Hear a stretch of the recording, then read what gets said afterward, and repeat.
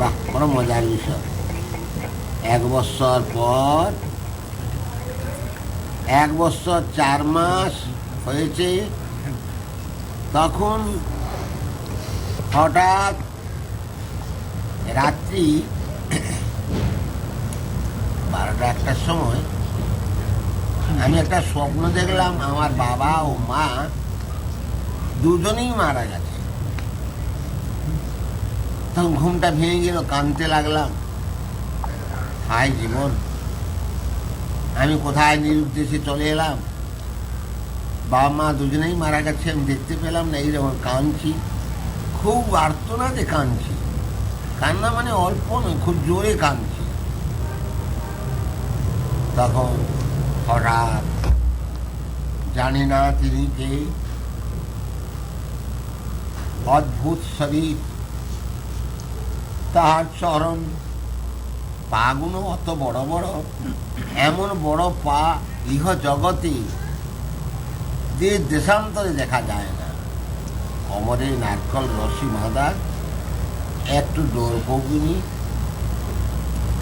আর তিনি গায়ে যেন কোনো কাপড় নাই, ছাই মাখা, ভস্য মাখা। অত বড় দীর্ঘাকার মানুষ কোনো দিন জীবনে দেখি নাই। এসে বললে, হিন্দিতে বললে বুঝতে পারলাম না। আবার তিনি ওড়িয়া ভাষায় বলছেন, এই কাঁদছিস কেন, তোর কি দুঃখ হয়েছে? তখন আমি সেই মহান মানবকে বলছি, ওগো, আমার যে বাপ মা দুই মারা গেছে, আমি অনেক দূরে এসেছি, আমি দেখতে পেলাম না, তাই কাঁদছি। সাধারণ সামান্য একটি ঝোলা কাঁধেছিল, তার থেকে 25টি টাকা, বড় বড় টাকা, রূপোর টাকা, পঞ্চম জজ রূপোর টাকা 25টি আমার হাতে দিতি। তখন মনে হলো যেন আমি কত ধন পেয়েছি। কারণ দরিদ্র তো, 5 পয়সা পেতাম না, 25টি টাকা, ওরে বাবা, 25টা টাকা পেয়ে তোমার মনটা হলো যেন আমি একজন কত বড় লোক হয়ে গেলাম। ওড়িয়া ভাষায় তিনি বললেন, ওই এই টাকা নিয়ে ওয়ালটেয়ার থেকে টিকিট কেটে জাহাজপুর চলে যাও। আনন্দ হলো। তিনি 1 পা 2 পা 3 পা পশ্চাৎ পদে যাচ্ছেন চলে, এমন সময় বললাম, ওগো ওগো ঠাকুর, আমার জীবনে কি কিছু হবে না?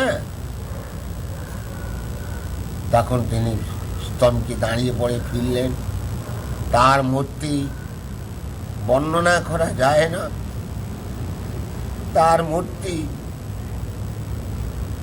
ঠিক ভাষায় প্রকাশ আমি করতে আর পারছি না। ছুটে ফিরে এসে ওই জঙ্গল থেকে কি গাছের পাতা নিয়ে এলেন, আমার জীবটাকে টেনে নিয়ে গাছ পাতাটাকে রগড়িয়ে জীবের মাঝখানে ধার কেটে দিলেন। যখন জীবটা টানছেন, তখন আমার মনে হচ্ছে এই বুঝি প্রাণ চলে গেল। ওহ ওহ ওহ, মরে গেলাম, মরে গেলাম।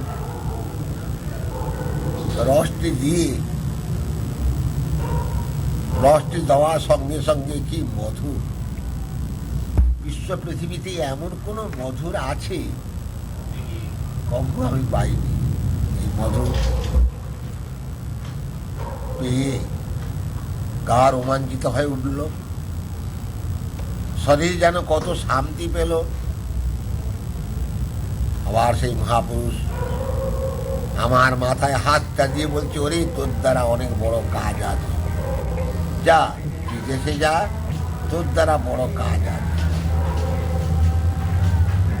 কোনো মন্ত্র নয়, কোনো মন্ত্র নয়, ওই জিভায় রসটি